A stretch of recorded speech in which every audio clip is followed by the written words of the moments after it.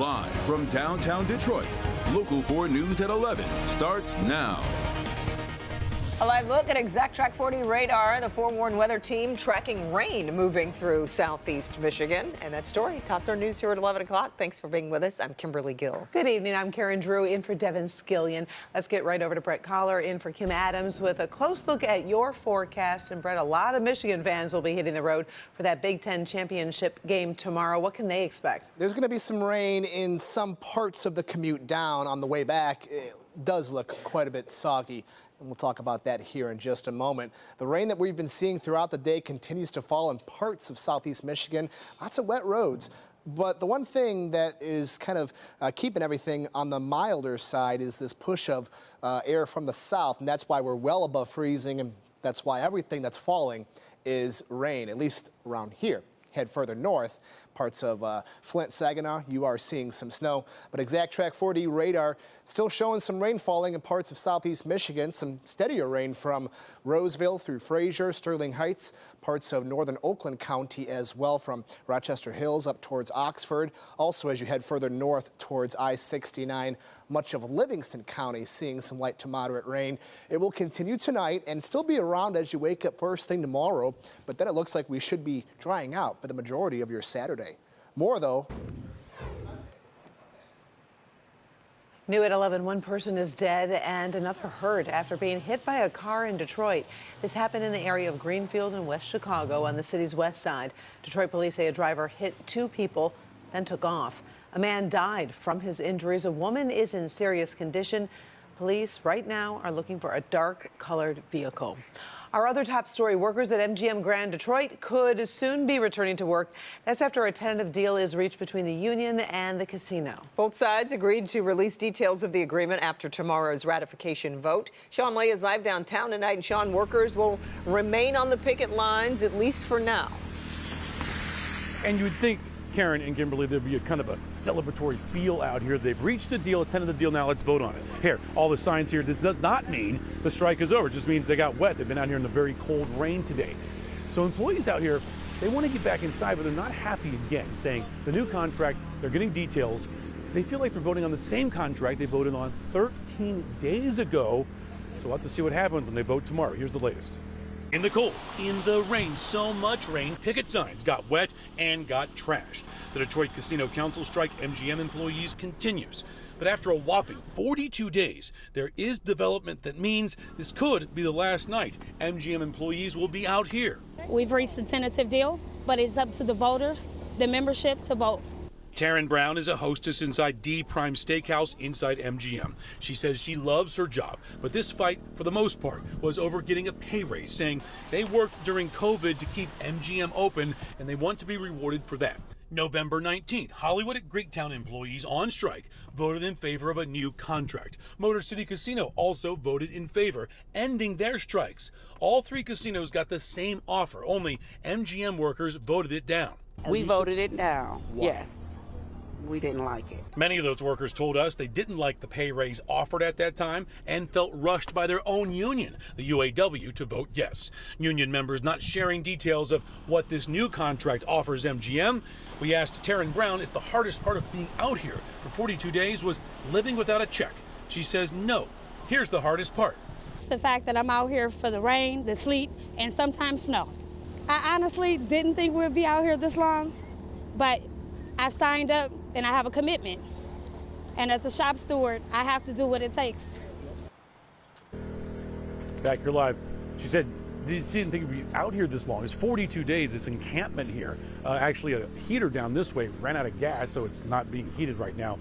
So 42 days, and the vote is tomorrow from 9 in the morning to 5. Teamsters and UAW on this vote. How it's going to go? Are they in a position where they vote it down again? Not likely, but some people out here certainly not happy with what's happening here. They feel like they're kind of, again, having a take it or leave it type situation. Back to you. Yeah, okay. We'll continue to follow it. Sean, we appreciate your report this evening. Sure thing. It's a story Local 4 has been covering for years now. A Detroiter convicted of murder is getting a new trial after an appeals court found problems with the first trial. It said a juror conducted an improper outside investigation during deliberations. So now 35-year-old Daryl Ying is in court trying to plead his case. And today, it became a boisterous give and take with the judge. Local 4's Rob Maloney has the story. This case has been ongoing for more than a decade now, and yes, there were a lot of jailhouse lawyers who would love to give the judge in their case, like, for instance, Kiefer Cox, in this one, a piece of their mind. And that's exactly what happened here today. It is the rare case when a convicted murderer represents himself in court, yet there was Daryl Ying in his jailhouse greens emphatically pleading his case today. He'd made nearly 36 motions and gave still more supplemental requests for Judge Cox to consider. The judge today gave thumbs down to all the major motions, like to dismiss the case, decide whether Detroit police detectives improperly suppressed evidence, and to keep out other evidence. The court is going to deny Mr. Ewing's motion. He added, after significant records review, that he found Ewing's pleadings troublesome. Some lost credibility here with respect to Mr. Ewing's arguments, in that things he is specifically saying he didn't have pretrial in 2010 were used and argued about and found in the transcript of the 2010 jury trial. At the end, Ewing got his chance to respond to the judge's rulings. This was just getting what you made a ruling and said you're about justice, Your Honor. And it was plainly given to you that she said she didn't even have it. She don't even know the officers. So how do you turn around and make me out to be a liar? And later, he boldly told the new judge he had no business even hearing his case. The thing is, and respectfully, I just learned that you just came out the prosecutor's office a couple months ago, and that you're friends with Kim Worthy, and that you're friends with John Wachatola. So how are you even sitting on my case? I just learned this, Your Honor. How are you even, that's actual bias. Ewing told the judge emphatically he's going to appeal today's ruling. In the meantime, the new trial begins on March 25th. In Detroit, Rod Maloney, Local 4. Ewing's family and friends surrounded him in the courtroom after the case. The judge did not directly respond to Ewing's emotional arguments. DTE customers will see a rate increase on future bills. Today, the Michigan Public Service Commission approved a $368 million increase for customers. DTE was seeking $622 million.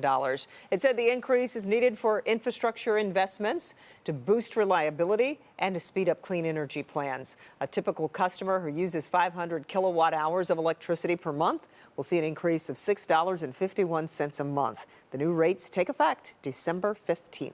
Well, the much debated plans for the future of Enbridge's Line 5 are one step closer to being decided. The Michigan Public Service Commission today approved plans to replace the pipeline with a new one running under the Mackinac Straits. Now, the new 30-inch pipeline would be housed inside a concrete lined tunnel that was routed under the lake bed. Opponents of the plan have argued the environmental risks are too great, but the commission ruled there is a public need for the project, without which suppliers would need to use other, more high-risk transportation methods. Now, the plans still require approval from two groups, the Mackinac Straits Corridor Authority and the Army Corps of Engineers. To see my extensive reporting on Line 5, including our half-hour special, you can head over to the Local 4 Plus app. Look for Line 5 under the New Releases tab. The fighting resumes after the truce between Israel and Hamas comes to an end. The week-long ceasefire saw the release of more than 100 hostages held in Gaza and 240 Palestinians held in Israeli jails. Israeli forces bombarded multiple areas today by dropping leaflets and telling residents to evacuate immediately. The flow of aid into Gaza has stopped. Intermediaries say they're not giving up their push for a longer-lasting ceasefire. In a rare move, Congress ejected one of its own today. In a bipartisan vote, the House of Representatives overwhelmingly decided to expel Representative George Santos. 2/3 of the House, or 283 votes, were needed to approve the expulsion. When the voting stopped, 311 members of Congress, including 105 Republicans, voted to remove the congressman from New York. Santos is just the 6th member of Congress to be expelled. The Republicans now have only a 3-seat majority. Tributes pour in tonight remembering the first woman to serve on the U.S. Supreme Court. Retired Justice Sandra Day OConnor has passed away. She was appointed to the court by President Reagan back in 1981 and retired in 2006. She was a moderate conservative who upheld abortion rights and affirmative action. OConnor died of complications related to advanced dementia and respiratory illness. She was 93 years of age. About whether I could